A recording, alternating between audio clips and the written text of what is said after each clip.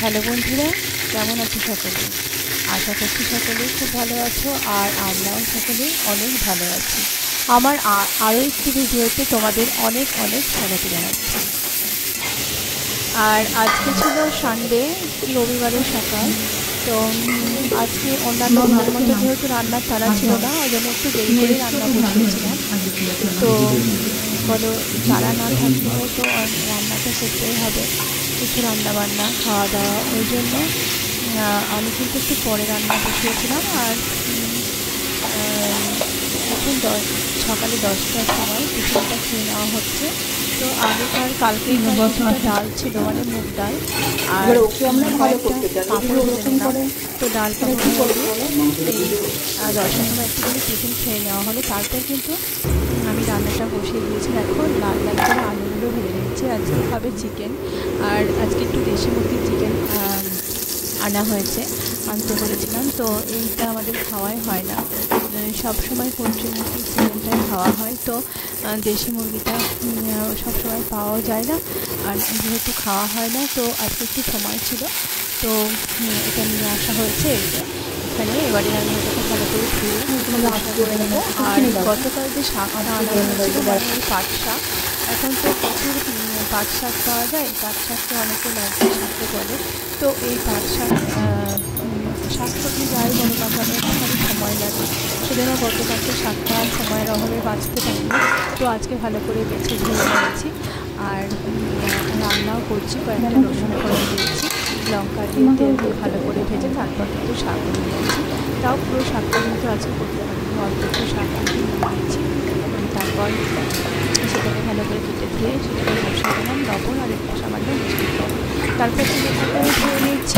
তারপর চিকেনটা ধুয়ে নেওয়ার পরে লাল লাল করে আলুগুলো দেখো ভাজা হয়ে গেছে। এবার ভাজা আলুগুলো কিন্তু আমি তুলে নিচ্ছি।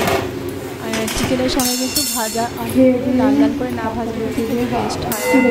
তো রবিবারের দিন কিন্তু কোনোরকম মানে স্বাস্থ্যের কথা, হেলথের কথা সব কিছু ভুলে গিয়ে বেশ ভালো করে তেল দিয়ে পেঁয়াজ কুচি দিয়ে মশলা দিয়ে কষিয়ে চিকেনটাকে রান্না করছি। তো দেখো, আদা পেঁয়াজ রসুন বাটা আর সামান্য একটু জিরে বাটাও এখানে ঢেলে দিলাম। আর প্রথমে কড়াইতে তেল দিয়ে একটুখানি শুকনো লঙ্কা ফাটিয়ে দিয়ে তার মধ্যে কিন্তু এখানে গরম মশলা আজকে দিলাম না। আর যারা খাবে বাড়িতে গরম মশলাও কিন্তু খেতে ওরা পছন্দ করে না, তো সেই জন্য আজকে লম্বা লম্বা করে কেটে রাখা পেঁয়াজগুলো দিয়ে দিলাম। পেঁয়াজগুলো দিয়ে দেওয়ার পরে মশলাটাকে ভালো করে আদা পেঁয়াজ রসুন দিয়ে কষাতে থাকবো। আর তার সঙ্গে কিন্তু আমি দেবো কয়েকটা গোটা রসুন। কিন্তু চিকেন বলো বা মাটন, যে কোনো কিছুতেই কিন্তু খেতে খুব ভালো লাগে। তো কয়েকটা রসুন আর ছোটো ছোটো ছাঁচি পেঁয়াজ যেগুলো হয়, সেই সমস্ত পেঁয়াজগুলোকে আমি কিন্তু চিকেনের মধ্যে আজকে দেবো। তো কয়েকটাই দেখো কতগুলো কেটে নিয়েছি, 3টে রসুন, 4-5টা মতো পেঁয়াজ, সমস্ত কিছুকে কিন্তু আমি এখানে মশলার সঙ্গে ভালো করে কষিয়ে নেব। আর একটুখানি লঙ্কা গুঁড়ো এখানে দিয়ে দিয়েছি ঝাল ঝাল হওয়ার জন্য।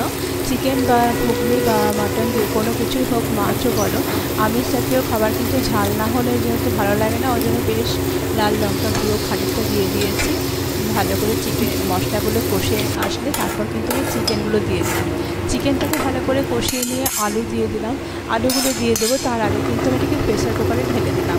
এরপর কিন্তু আমি আলু দিয়ে দেবো, তারপর কয়েকটা সিটি দিয়ে দিলে কিন্তু চিকেনটা রেডি হয়ে যাবে। আজকে ভাবলাম কড়াইতে না করে প্রেসার কুকারেই করবো, তাই হালকা প্রেসার কুকারে সেইভাবে নাড়াচাড়া যায় না, কষানো যায় না, তো খেতে স্বাদ সেরকম লাগে না জানি। তো সেই জন্য ভালো করে কড়াইতে কষিয়ে নিয়ে তারপর কিন্তু আমি প্রেসার কুকারে দিয়ে দিলাম। আর তারপরে কিন্তু আমি গরম জল এখানে দিয়ে দিলাম খানিকটা, আর পরিমাণ মতো লবণও এখানে অ্যাড করে দিলাম।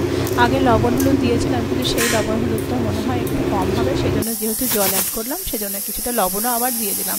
আর তারপরে কিন্তু আমি প্রেসার কুকারটা আবার বসিয়ে দিলাম কয়েকটা সিটি দিয়ে দেওয়ার জন্য। দেখো, এরপর কিন্তু আমি দেখো পাট শাকটা এখানে রেডি হয়ে গেছে, আর গরম ভাতটা তো রান্না করা হয়ে গেছে, আর কয়েকটা সিটি দিয়ে দিলে কিন্তু চিকেনটাও হয়ে যাবে। দেখো কয়েকটা সিটি পড়তে থাকছে এখানে। আর দেখো এখানটায় আছে মানে ঘরের পাতা যে টক দইটা, সেটা কিন্তু আমি প্রতিদিনই পাতি। গরমকালে কিন্তু টক দই খাওয়া বন্ধুরা খুবই ভালো, সেটা তোমরা ভালো করেই জানো। আর প্রতিদিন একটু করে টক দই খেতে পারলে কিন্তু স্বাস্থ্যের পক্ষে খুব মানে এটা ভালো হয়। আর ভাতের শেষে একটুখানি টক দইয়ের জন্য রাখার চেষ্টা করি। তো দেখো মাংসটা কিন্তু হয়ে গেছে, কয়েক টুকরো আমি এখানে টেস্ট করতে দিয়ে দেব। আর দেখো আলুটাও ভালো মতো গলে গেছে। তো দেখো এবার কিন্তু আমি একটু টেস্ট করার জন্য তুলে নিচ্ছি। তো দেখো আলুটাও বেশ ভালো মনে হচ্ছে নরম গলে গেছে, আর এই যে চিকেনটাও কিন্তু হয়ে গেছে। তো চলো এটাকে এখন টেস্ট করব আর দেখবো সব ঠিকঠাক আছে কিনা। তাহলে বন্ধুরা ভিডিওটা এই পর্যন্তই আজকের মতো, আর দেখা হচ্ছে আবারও একটি নতুন ভিডিওর সাথে। ততক্ষণ পর্যন্ত সকলেই ভালো থাকবে আর সুস্থ থাকবে। সকলকে ধন্যবাদ।